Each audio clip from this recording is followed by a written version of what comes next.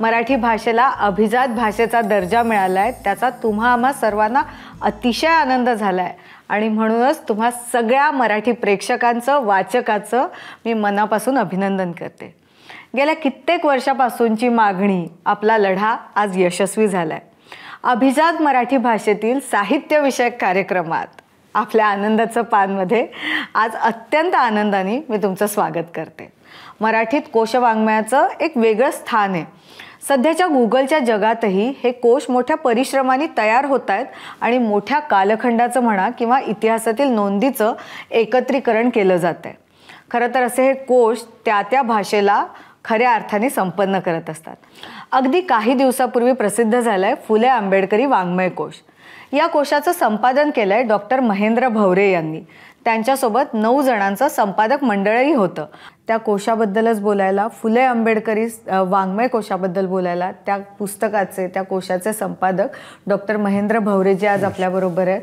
मी सुरुवातीला सांगितलं की कोश साहित्य जे म्हणतो ते खूप महत्त्वाचं आहे, कारण एक मोठा डॉक्युमेंटेशन त्या निमित्ताने होत असतं. मुळात फुले आंबेडकरी साहित्यच आपल्या मराठी साहित्यामध्ये खूप महत्त्वाचं आहे. एक नवीन प्रवाह, नवीन विचार याने दिला आणि या अशा साहित्याचं म्हणजे जे इतक्या मोठ्या प्रमाणात लिहिलं गेलं आहे, वेगळा विचार दिला, वेगळे अनुभव दिले आपल्याला सगळ्यांना मराठी वाचकांना, त्याचा कोश तयार करावा ही कल्पना मुळात कशी आली? कारण ते इतकं मोठं काम कसं झालं ते नंतरचा प्रश्न, पण मुळात कल्पना कशी आली? मुळात मी औरंगाबाद इथे बाबासाहेब आंबेडकरांनी स्थापन केलेल्या मिलिंद महाविद्यालयाचा विद्यार्थी आहे आणि त्या महाविद्यालयामध्ये आम्ही जर आलो नसतो तर आम्ही कुठे राहिलो असं सांगता येत नाही. खरं. तर तिथं जे आमच्यावर संस्कार झाले, आम्हाला जे शिक्षक लाभले, त्यापैकी विचारवंत असणारे प्राध्यापक अविनाश डोळस यांच्याशी सातत्याने आमची जी चर्चा होत होती त्यात ते म्हणायचे की आपलं चळवळीचं डॉक्युमेंटेशन होत नाही, कोणी करत नाही. हा आमच्या चर्चेमध्ये सातत्याने तो मुद्दा असायचा आणि मग ते कुठंतरी माझ्या डोक्यात होतं आणि त्या मुबलक प्रमाणामध्ये हे साहित्य निर्माण झालं. त्या साहित्याचा कोश निर्माण करणं, अशा प्रकारची प्रेरणा, म्हणजे खरे प्रेरणापुरुष ते प्राध्यापक अविनाश डोळस आहे. नंतर आम्ही हे करत गेल्या. याच्यापूर्वी मी दलित कवितेचा इतिहास लिहिला आणि डोळस सर जेव्हा शासनाच्या त्या बाबासाहेब आंबेडकर साहित्य आणि साधने त्या समितीवर सदस्य सचिव होते, तेव्हा त्यांनी जुने पारित झालेले ठराव शोधून काढले. त्याच्यामध्ये एक ठराव असा होता की आंबेडकरी चळवळीचा कोश निर्माण करणे. आणि मग त्यांनी त्या कामाला सुरुवात केली आणि मला सांगितलं की तू कोश वाङ्मयाला वाङ्मय कोशाच्या कामाला सुरुवात कर. माझ्या कोशाला पूरक किंवा तुझ्या कोशाला पूरक असंच माझं हे राहणार आहे. पण तिथून काही दिवसांनी त्यांनी जिल्हावार प्रतिनिधी वगैरे नेमले होते, पण तिथून काही दिवसांनी डोळस सरांचंच निधन झालं. म्हणून मग मी काम सुरूच केलेलं होतं आणि अविरतपणे हे काम मी सुरू ठेवलं. आता याच्यासाठी पूर्ण महाराष्ट्र पिंजून काढावं लागला, महाराष्ट्रभर दौरे करावे लागले, वेगवेगळ्या लेखकांना जाऊन भेटलं महाराष्ट्रातल्या चारही कानाकोपऱ्यामध्ये. परंतु याच्या अगोदर मला असं सांगितलं पाहिजे की बाबासाहेब आंबेडकरांनी स्थापन केलेल्या मिलिंद महाविद्यालयाचे विद्यार्थी म्हणून जी आमची एक नैतिक जबाबदारी आहे, त्या महाविद्यालयाचे आमच्यावर अनंत उपकार आहेत.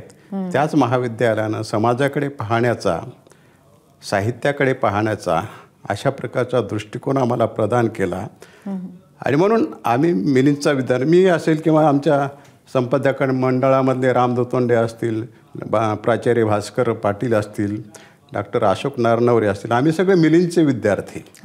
आणि म्हणून मिलिंदच्या विद्यार्थ्यानं निर्माण केलेला किंवा मिलिंदच्या विद्यार्थ्यांचं हे मिशन वर्क आहे असं म्हटलं तरी ते वावगं ठरणार नाही. परंतु हे माझं एकट्याचं काम नाही. परत आमच्या जोडीला आमचे समन्वयक संपादक डॉक्टर अशोक इंगळे आहेत, मच्छिंद्र चोरमारे आहेत, प्रकाश मोगले आहेत, डॉक्टर सुनील अवचार आहेत, पंडित कांबळे, ज्ञानेश्वर कांबळे, अशी आमची सगळी टीम आहे. म्हणून हे टीमवर्क आहे. मी जरी संपादन केलेलं असलं तरी या लोकांचं सहकार्य लाभलं नसतं तर या कोशाची निर्मिती झाली नसती. दुसरं महत्त्वाचं असं की दलित साहित्याची सुरुवात किंवा उगम आपणाला मिलिंद विद्यालयामध्ये दिसतो. अच्छा. कारण त्या काळामध्ये बाबासाहेब आंबेडकरांचे निकटचे सहकारी मभी चिटणीस ते पहिले प्राचार्य होते त्या महाविद्यालयाचे. नंतरच्या काळात डॉक्टर मना वानखेडे हे प्राचार्य होते. त्यांनी एकूणच समाज जीवनामध्ये जो संघर्ष आहे त्या संघर्ष मूल्यांना अभिव्यक्ती मिळवून देण्यासाठी अनेक प्रकारचे वाङ्मयीन उपक्रम सुरू केले. त्याच्यामध्ये मग मिलिंद हस्तलिखित पाक्षिक असेल, मिलिंद मॅगझिन असेल, डॉक्टर मना वानखेडेंनी अस्मिता नावाचं त्रैमासिक सुरू केलं होतं. त्याच्यामध्ये दलित साहित्याची पहिली चर्चा महाराष्ट्रातली त्याच्यामध्ये समाविष्ट आहे. तर अशा पद्धतीनं एकूणच मिलिंद हे जे 1960 ते 80च्या दरम्यान हे 2 दशकं मिलिंद महाविद्यालय हे सामाजिक सांस्कृतिक चळवळीचं केंद्र होतं. म्हणून मिलिंद हस्तलिखित असेल, मॅगझिन असेल, पाक्षिक असेल, मिलिंद साहित्य सभा असेल, त्रैमासिक असेल, अशा प्रकारची एक संस्थात्मक संरचना आणि दलित साहित्याची बीजं आणि दलित साहित्य चळवळीचा उदय हा मिलिंद महाविद्यालयातून झालेला आहे. आणि तिथून आम्हाला खऱ्या अर्थानं आमची जबाबदारी काय याचं भान त्याच कॉलेजनं दिलेलं होतं. त्यातून मग आम्ही आमच्या आयुष्यात जमेल तसे उपक्रम राबवत गेलो. त्यातला हा एक. महेंद्रजी, खरं तर फक्त एक महत्त्वाचं उद्दिष्ट याचं सांगतो की महात्मा फुल्यांनी ग्रंथकार सभेला जे पत्र लिहिलं होतं त्याच्यामध्ये त्यांनी असं म्हटलं होतं की आम्हा शूद्र अतिशूद्रास काय विपत्त्या आणि त्रास सोसावे लागतात हे त्या उंटावरून शेळ्या वळणाऱ्या ग्रंथकारास किंवा त्या मोठमोठ्या सभास्थानी आगंतुक भाषणं देणारास कुठून कळणार असं म्हटलं होतं. बाबासाहेब आंबेडकरांनी म्हटलं, लेखकांना साहित्यिकांना आवाहन करताना असं म्हटलं होतं की या देशामध्ये दलितांचं दुःखितांचं फार मोठं जग आहे. ते तुम्ही समजून घ्या आणि तुमच्या साहित्यामधून त्यांचं जीवन कसं उन्नत होईल याच्याकडे लक्ष द्या. त्यातच खरी मानवता आहे. म्हणून या दोन्ही महापुरुषाचे विचार हाच दलित साहित्याचा पाया आहे. आणि म्हणून त्याला आम्ही फुले आंबेडकरी साहित्य म्हणतो. उद्दिष्ट असं होतं की जसं महात्मा फुल्यांना नाकारलं गेलं, आता दलित कादंबरीचा अण्णाभाऊ साठ्यासारखा लेखक 30-35 कादंबऱ्या लिहिल्या, पण मराठी कादंबरीच्या इतिहासामध्ये स्थान नाही, त्यांना नावाचा उल्लेखसुद्धा येत नाही. म्हणून नाकारल्या गेलेल्यांची किंवा दडपल्या गेलेला इतिहास उजागर करणं हे आमचं मुख्य उद्दिष्ट होतं या वाङ्मय कोशाच्या निर्मितीमागे. ते उद्दिष्ट सफल झालं असं मला वाटतंय. म्हणजे आता आनंदाचं पानमध्ये कितीतरी कादंबऱ्या असतात, कथासंग्रह असतात, त्याच्याबद्दल गप्पा होतात आणि अनेक कादंबऱ्या अशा महत्त्वाच्या विषयांवर सुद्धा असतात की जे म्हणजे इतिहासातल्या खूप मोठ्या घटना असतील, पण कादंबरी आली की मग तिथे थोडासा कल्पनेचा भाग असतो. लेखक स्वतःचं ते काय म्हणतो आपण त्याला स्वातंत्र्य घेऊ शकतो. पण जेव्हा आपण कोश वाङ्मय म्हणतो, एखादा कोश तयार करायचा म्हणतो, तेव्हा डिटेलिंग कडे खूप लक्ष द्यावं लागतं. कारण तो सगळा दस्तावेजच असतो, डॉक्युमेंटेशन जसं मी म्हटलं. आता मी जेव्हा हे पुस्तक चाळलं माझ्या लक्षात आलं की या पुस्तकाच्या पुढच्या भागामध्ये साधारणपणे फुले आंबेडकरी लेखकांची माहिती सुद्धा आहे. तर ही जमवणं, कारण महाराष्ट्राच्याच नाही तर देशाच्या कानाकोपऱ्यातही मराठी साहित्य निर्माण होत आलंय, होतही आहे. तर ते लेखक शोधून काढणं, त्यांचं काय साहित्य आहे ते शोधणं, ते पुस्तक रूपात असेल ते म्हणजे काय पद्धत होती ती सगळी ती मिळवणं, म्हणजे केवढं मोठं काम होतं हे. त्याच्यासाठी आम्ही अनेकदा अभ्यास दौरे काढले. त्या परिसरात त्या जिल्ह्यात आमचे हे सहकारी होतेच. तिथल्या लेखकांना भेटणं, त्या लेखकांकडून इतर लेखकांबद्दलची माहिती घेणं, अशा पद्धतीनं प्रत्यक्ष लेखकांना भेटून माहिती गोळा करणं, याच्यामध्ये खरं तर जास्त वेळ गेला आमचा. म्हणजे एकदा रॉ मटेरियल हाताशी आल्यानंतरच अशा पद्धतीची कामं करता येतात. त्यामुळे लेखकाचं नाव असेल, त्याचं टोपण नाव असेल, त्याचा जन्म असेल, जन्मगाव असेल, शालेय शिक्षण असेल, शैक्षणिक प्रवास असेल, त्याचा व्यवसाय असेल आणि व्यवसायाव्यतिरिक्त इतर क्षेत्रामध्ये त्याने गाजवलेलं कर्तृत्व असेल, त्यानं निर्माण केलेलं साहित्य असेल, त्या साहित्यामध्ये वेगवेगळे वाङ्मय प्रकार त्यांनी हाताळलेले असतील, त्यातून महत्त्वाच्या साहित्यकृती कोणत्या, त्याच्यावर भाष्य करणं, त्याचं परीक्षण करणं, त्याची समीक्षा करणं, अशा पद्धतीनं आम्ही ह्या कोशाची सिद्धता म्हणजे एक नोंद लिहिण्यासाठी प्रचंड वेळ खाऊ अशा पद्धतीचं हे काम आहे. तर अशा पद्धतीनं महाराष्ट्रभर दौरे काढल्यामुळं प्रत्यक्ष लेखकांना भेटणं, लेखकांच्या परिचितांना भेटणं, कारण काय आहे की प्राथमिक माहिती ते लेखकाकडूनच मिळवणं अतिशय गरजेचं असते. इतरांनी दिलेली माहिती ते विश्वसनीय असेलच असं काही म्हणता येत नाही. म्हणून ती दक्षता आम्ही घेतली. आता बरेचदा हयात नसलेल्या लेखकांच्याबद्दल आम्हाला बऱ्याच अडचणी, एक तर त्यांच्या जन्मतारखेपासून मृत्यूच्या तारखेपर्यंत, किंवा काही ठिकाणी ते लेखक हयात आहेत की नाही याच्याबद्दलही आम्हाला माहिती नव्हती. त्यांचे जुने पुस्तक वाहून त्याच्यात पत्ता असायचा, मग त्या पत्त्यावर आम्ही पत्र पाठवायचे. मग असं 1-2 लेखकांना त्याच पत्त्यावर, ते हयात नव्हते त्यावेळेस, मग त्यांच्या कुटुंबातल्या व्यक्तीने पत्र पाठवून आम्हाला कळवलं की अमक्या वर्षी यांचं निधन झालेलं आहे. तर असं पण झालेलं आहे. काही ठिकाणी लेखक माहिती देत नव्हते, असाही अनुभव आलेला आहे. एका लेखकाला तर आमचा सहकारी वारंवार ते माहिती देण्याच्या संदर्भात त्यांना विनवणी करत होता, तर त्याने दिलीच नाही. मग तिथून काही काळात त्यांचं निधनही झालं. म्हणजे ते नोंद राहूनच गेली ना, पण नंतर ते टाळाटाळ करत होते माहिती देण्यासाठी. अशा अनेक गोष्टी आहे. परंतु हे करत असताना ज्या लेखकांविषयी आपणाला लिहायचं आहे त्या लेखकांच्या नोंदीविषयी त्याची व्याप्ती काय आहे, त्याची कक्षा काय आहे ते ठरवणं, त्या नोंदीच्या अनुषंगानं विचार विनिमय करणं आणि त्या लेखकाच्या संदर्भात, त्याच्या साहित्याच्या संदर्भात अतिशय अधिकृत आणि विश्वसनीय अशा प्रकारची माहिती लिहून काढणं, शेकडो लेख पुन्हा पुन्हा तपासणं, वाचणं आणि ते अधिकृत आहेत की नाही, विश्वसनीय आहेत की नाही, या सगळ्या प्रकारची खात्री केल्यानंतरच ती नोंद आम्ही समाविष्ट करायचं. तर या पद्धतीनं हा कोश साकार झालेला आहे. तुम्ही तो वेळखाऊ होतं हे वेळ म्हणजे आम्ही 2017 पासून या कामाला सुरुवात केलेली होती. खरं तर लॉकडाऊनच्या काळामध्ये माझं बरंचसं काम झालं, पण दुसऱ्या लाटेमध्ये मलाच कोरोना झाला. त्याच्यामुळं आता याचं काय होईल, त्यावेळेस इतके वाईट विचार येत होते, आपण गेलो याच्यात तर मग कसं होणार. पण 10 दिवसात मला डिस्चार्ज मिळाला आणि त्याच्यानंतर साईड इफेक्टही झाले. परंतु ते सगळं असलं तरी हे काम मग परत वेगाने आम्ही सुरू केलं. उर्वरित लेखकांना भेटण्यासाठी परत मी दौरे काढले या पद्धतीनं. आणि आमचे सहकारी सोबतीला असायचे, त्या जिल्ह्यामध्ये, त्या परिसरामध्ये गेले की त्यांना घेऊन मग आम्ही फिरायचे या पद्धतीनं. काही वेळेला वेगवेगळ्या लायब्ररीमध्ये जाणं, काही दुर्मिळ पुस्तकं मिळत नव्हती किंवा जे लेखक हयात नाही त्यांच्याविषयीची पुस्तकं, त्यांची पुस्तकं तेव्हा मिळवण्यासाठी वेगवेगळ्या ठिकाणी आम्ही जायचो, वेगवेगळ्या लायब्ररीला, ग्रंथालयांना भेटी द्यायचो. अशा पद्धतीनं म्हणजे हे जिकिरीचं काम आहे. मी हे पुस्तक चाळलं आहे, पण आपल्या जे वाचक आहेत, प्रेक्षक आहेत, त्यांच्या माहितीसाठी की हा जो कोश आहे तो कशा पद्धतीने साकारला गेला. जसा उल्लेख आता आपल्या गप्पांमध्ये झाला की त्याच्यात प्रत्येक लेखकाची माहिती आहे, पण त्या कोशात काय काय मिळेल, म्हणजे संदर्भ ग्रंथ म्हणून जर कुणाला वापरायचं आहे, त्याच्यातनं काही माहिती घ्यायची आहे, तर आपल्याला काय काय माहिती. मुळात कोश हे असा वाङ्मय प्रकार आहे की त्या कोशाला संस्कृती आणि विचाराचं संचित असं मानलं जातं.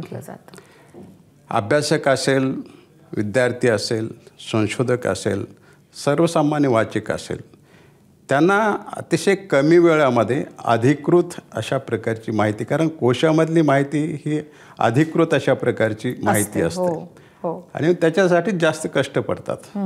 आणि म्हणजे कमीत कमी वेळामध्ये त्या लेखकाविषयीचा हवा असलेला संदर्भ सहजपणे उपलब्ध होऊ शकतं. हे कोशाची उपयुक्तता आहे. अशा पद्धतीनं हे कोशाचं वेगळेपण आहे. त्याच्यामध्ये आम्ही 3 कालखंड आहे त्याच्यामध्ये, आंबेडकर पूर्व, आंबेडकर कालीन आणि आंबेडकरोत्तर. आंबेडकर पूर्व म्हणत असताना महात्मा फुल्यांपासून महात्मा फुल्यांनी निर्माण केलेलं साहित्य, मग ते शेतकऱ्याचा आसूड असेल, गुलामगिरी असेल किंवा इतर त्यांचं साहित्य असेल किंवा स्वतंत्र सामाजिक जाणीवेमधलं पहिलं आधुनिक नाटक ज्याला म्हटलं जाते ते तृतीय रत्न नावाचं नाटक असेल किंवा त्यांनी प्रचलित अभंगापेक्षा अखंड अशा प्रकारची निर्मिती केली. खरं तर केशवसुतांच्या पूर्वीची ही निर्मिती आहे, परंतु इतिहासामध्ये महात्मा फुल्यांची दखल घेतल्या गेलेली नाही. आणि त्यांच्या काळामधल्या मग गोपाळबाबा वलंकरांपासून किसन फागूजी बनसोडेपर्यंत असा एक मोठा काळपट आहे की त्या काळातले हे सगळे लेखक, तो एक इतिहास याच्यामध्ये येतो. बाबासाहेब आंबेडकरांनी 1920 नंतरच्या काळात सामाजिक राजकीय जीवनामध्ये प्रवेश केला आणि सुरुवातीला काय केलं बाबासाहेबांनी की आपला विचाराचं प्रचार प्रसारासाठी वृत्तपत्रांची निर्मिती केली. परंतु त्या वृत्तपत्रामध्ये 3 वेगवेगळ्या वाङ्मय प्रकाराची देणगी मिळालेली आहे. एक तर वैचारिक वाङ्मयाची सुरुवात त्या वृत्तपत्रामधून झाली, कथालेखनाची सुरुवात त्या वृत्तपत्रामधून झाली आणि कविता मोठ्या प्रमाणामध्ये त्या वृत्तपत्रामधून आलेली आहे. हा एक कालखंड. आणि पुढे मग स्वातंत्र्यानंतरच्या कालखंडाचा विचार केला तर विशेषतः बाबासाहेब आंबेडकरांच्या निर्वाणानंतर जे दलित साहित्य ते आजवरच्या आतापर्यंत अगदी 2024 पर्यंत असे 3 कालखंड, त्या कालखंडातील साहित्य, त्या साहित्याचं स्वरूप, त्या साहित्याची बलस्थानं, त्या साहित्यामध्ये आलेला बाबासाहेब आंबेडकरांचा विचार हा सर्वदूर पोहोचण्यासाठी या कोशाची त्यासाठी हा उपयुक्त ठरणार आहे. एवढं मोठं काम महेंद्रजी झालेलं आहे. एक उत्सुकता म्हणून फक्त विचारते की तुम्ही आता 3 कालखंडांचा उल्लेख केला, तर आपल्याला आंबेडकरांच्या काळात काय पद्धतीचं लिहिलं गेलं, त्याने कसं समाजात परिवर्तन आलं हे आपल्याला माहिती आहे. स्वातंत्र्योत्तर काळ, बराच काळ जो आहे त्याच्यात कशा पद्धतीचं लेखन होत गेलं होतं ते वाचकांनी वाचलेलं आहे.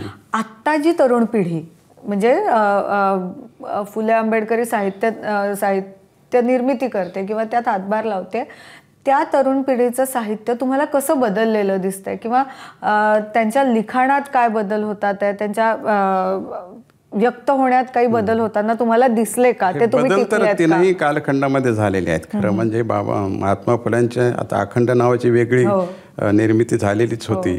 सत्यशोधक जलशी त्या काळामध्ये आणि जलशामधून सादर केले जाणारं काव्य असेल, पद्य असेल ते आलं. आंबेडकरांच्या काळामध्ये आंबेडकरी जलशे उदयाला आले. आंबेडकरांचा विचार लोकांपर्यंत पोहोचण्यासाठी, प्रबोधनासाठी आंबेडकरी त्या जलशामधली गाणी आणि नंतर आंबेडकरी लोकगीतं आली. त्या लोकगीताच्या माध्यमातून समाज निरक्षर आहे, अडाणी आहे, म्हणून गाण्याच्या माध्यमातून प्रबोधन अशा पद्धतीचं महत्त्वाचं कार्य हे आंबेडकरी लोकगीतामधून घडलेलं आहे. आणि 60च्या दरम्यान जे दलित साहित्य उदय आलं तर कविता मोठ्या प्रमाणामध्ये लिहिलेली आहे. आणि दलित साहित्याचं सूत्र किंवा मूल्य म्हणून वेदना, विद्रोह, नकार, बांधिलकी, विज्ञाननिष्ठा अशा प्रकारचे दलित साहित्याचे मूल्य आहे. परंतु शोषण करणाऱ्या व्यवस्थेच्या विरोधात, प्रस्थापित व्यवस्थेच्या विरोधात एक बंडखोर परखड अशा प्रकारचा विद्रोही स्वर हे पहिल्यांदा दलित कवितेमधूनच उमटलेला आहे. आणि त्यानंतर मग एक आत्मकथनाची लाट आली. मोठ्या प्रमाणात आत्मकथनं लिहिल्या गेलेली आहे. तर त्याच्या मागे सुद्धा बाबासाहेब आंबेडकरांनी जो अस्तित्ववाद मांडला, म्हणजे बाबासाहेबांनी दलितांचं आत्मभान जागृत केलं. आणि आत्मभान म्हणजे स्वत्वाची भावना आणि आत्मभानातून मग आत्मशोधाची प्रक्रिया सुरू झाली. आत्मशोध ही समष्टीशी संबंधित अशा प्रकारची संकल्पना आहे. मग हा इथला दलित आपला शोध घ्यायला लागला. इथल्या साहित्यामध्ये आपलं काय स्थान आहे, इथल्या संस्कृतीमध्ये आपलं काय स्थान आहे, या देशामध्ये आपलं काय स्थान आहे. तर त्याचं असं लक्षात आलं की आपल्याला या संस्कृतीने नाकारलेलं आहे, साहित्याने नाकारलेलं आहे, समाजव्यवस्थेच्या, वर्णव्यवस्थेच्या आपण बळी ठरलेला आहे.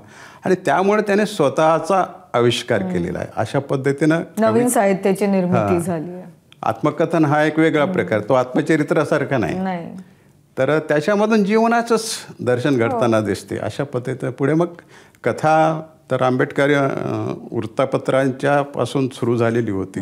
कथेमध्ये वेगळेपणा म्हणजे जे चित्रण आपण मराठी साहित्य साधारणतः 12व्या शतकापासून जी काही परंपरा सांगतो त्या परंपरेमध्ये दलितांच्या दुःखाला कधीही शब्द मिळालेला नाही. जे काही अपवादात्मक लेखन झालंही असेल दलित जीवनाचं चित्रण करणारं, परंतु स्वतःचं म्हणून किंवा स्वतःचं जीवन साकार करणं हे आत्मकथनामध्ये घडताना दिसते, कथा कादंबऱ्यामधून घडताना दिसते. वैचारिक वाङ्मय मोठ्या प्रमाणात दलित साहित्याच्या प्रांतामध्ये लिहिल्या गेलेलं आहे. तर ही 60 नंतरचे सुरुवातीच्या काळातले ज्याने अतिशय जोमात अशा पद्धतीची अभिव्यक्ती, 80 नंतरच्या काळामध्ये अंतर्मुख होऊन विचार करणारी अशा प्रकारची अभिव्यक्ती दलित साहित्यामध्ये, परत 90 नंतरच्या काळात तुमच्या जागतिकीकरणाचा आरंभ झाला, म्हणून जागतिकीकरणाच्या समाज जीवनावरील अनिष्ट परिणामाची कविता लिहिल्या गेलेली आहेत. ते आजवरच्या काळामध्ये आपल्याला दिसते. तर काळाप्रमाणे असे बदल होत गेलेले आहेत साहित्यामध्ये. आणि म्हणून आता परत धम्मस्वीकारानंतर अनुभव विश्व जसं जसं बदलत गेलं, नाही, धम्मस्वीकारानंतर सांस्कृतिक बदल फार मोठे झाले. बुद्ध धम्माचा स्वीकार केल्यामुळं मग ते सगळा अभिवादनाची पद्धत बदलली, लग्नविधी सगळंच बदललं. साधा म्हणजे लग्नपत्रिका सुद्धा वेगळ्या पद्धतीची यायला लागली. इतके वेगवेगळे बारीक सारीक बदल. आणि मग आता अलीकडच्या नंतरच्या काळामध्ये कथेमध्ये ते दिसायला लागलं, कादंबरीमध्ये. म्हणजे पूर्वीची झोपडपट्टी म्हणा किंवा मारवाड काय जे म्हणत असायचे, मग तिथं ते भीमनगर आलं. तिथं अशा अनेक म्हणजे स्थित्यंतर जसं जशी झाली, जसे जसं समाजात बदल होत गेले, परिवर्तन होत गेलं, त्या पद्धतीनं तो बदल साहित्यामध्ये मांडलेला दिसतो. महेंद्रजी, खरं तर हे खूप मोठं काम मराठी साहित्यात झालेलं आहे तुमच्याकडून. तुम्ही अडचणी काय काय येत होत्या ते लेखक शोधण्यात सांगितलं.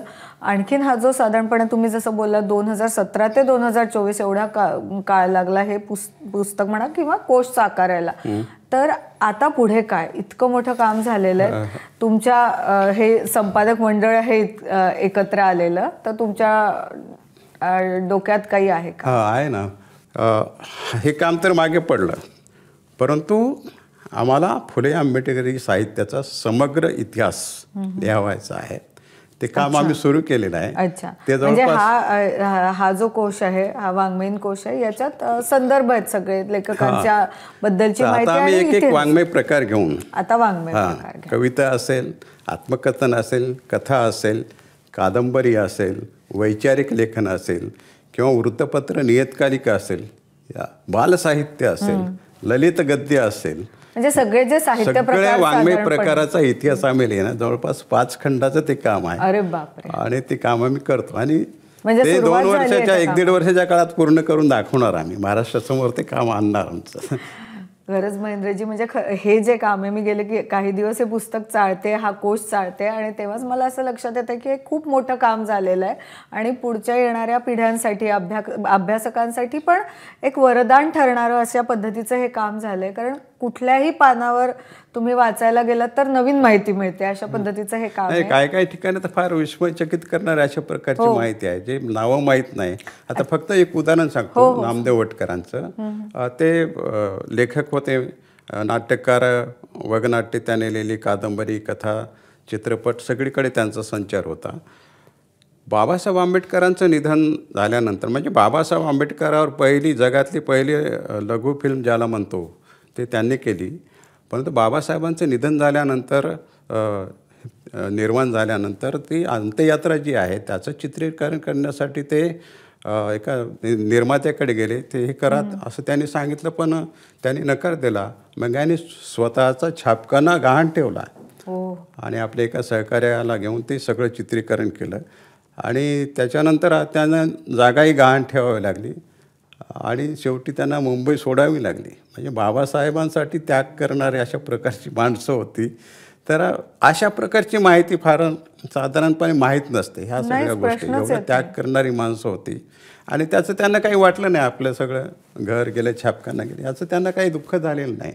तर असे खूप वेगवेगळ्या पद्धतीने, म्हणजे महाराष्ट्राच्या कानाकोपऱ्यात अशा पद्धतीने की वाङ्मय निर्मिती करून समाजाला काहीतरी सांगण्याचा प्रयत्न करणारे सगळे लोक यात आहेत. त्यांची माहिती आहे, त्यांच्या साहित्याबद्दलची माहिती आहे. अगदी म्हणजे बाबासाहेबांचे समकालीन असणारे सुद्धा कर्नाटक, त्या दक्षिण महाराष्ट्रामधले लेखक आहेत, देवराय इंगळे नावाचे. बाबासाहेबांच्या म्हणजे 1924ला त्यांनी कविता लिहिलेल्या आहेत. 2428 हा कालखंड. नाटक लिहिलेलं आहे. देवदासी चळवळीच्या त्या संदर्भात ते पूर्ण काम करत होते.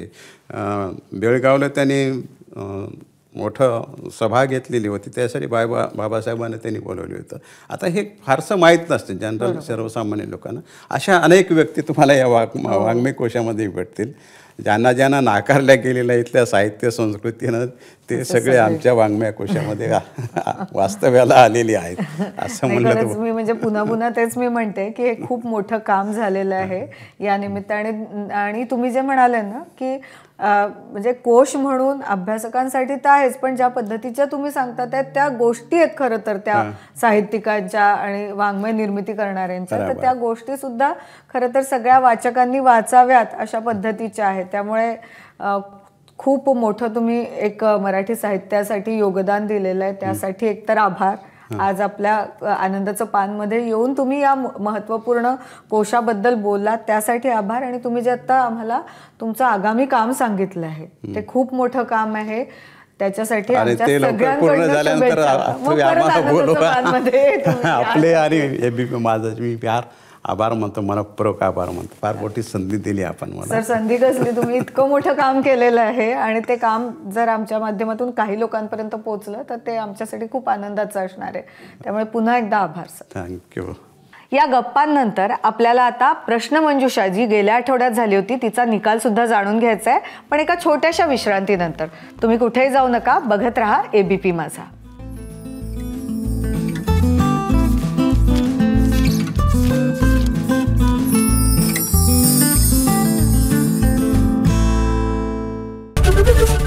एबीपी माझा, उघडा डोळे बघा नीट.